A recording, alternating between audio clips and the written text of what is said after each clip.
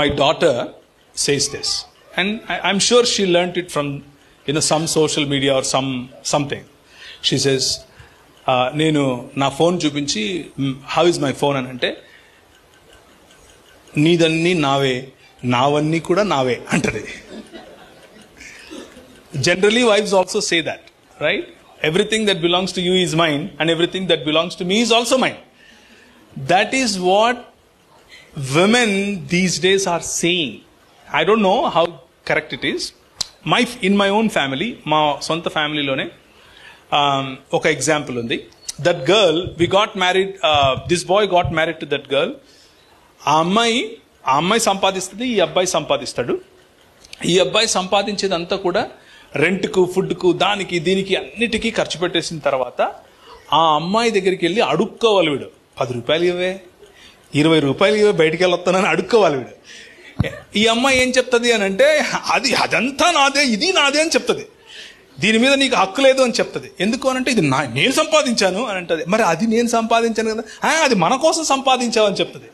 So ఈ difference కొంచెం create చేస్తుంది problem. There is a problem in society with this. So we need to address that.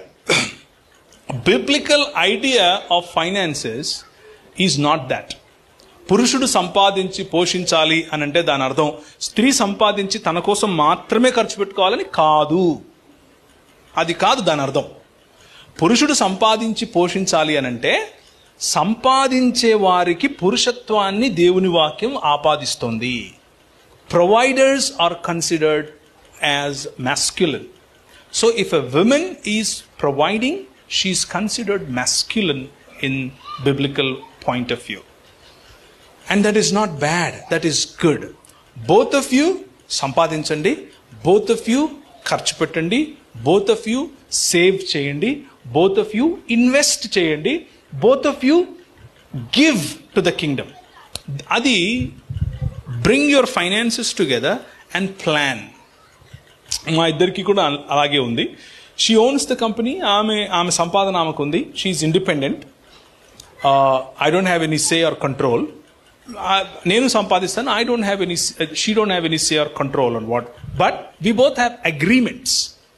Control ఏం లేదు కానీ agreements. Okay, రెంట్లో నేను I will take care of this. Okay, చిల్డ్రన్లో వీళ్ళది నేను I will take care of this. Okay, so అలాగని చెప్పేసి దేర్ ఆర్ నో రెగ్యులేషన్. నువ్వు ఇంత చేయాల్సిందే, ఇంత సేవ్ చేయాల్సిందే. It is voluntary. Sometimes voluntary workout అవ్వదు. అప్పుడు కూర్చుని ప్లాన్ చేయండి, తప్పేమీ లేదు. కూర్చుని లెక్కలేసి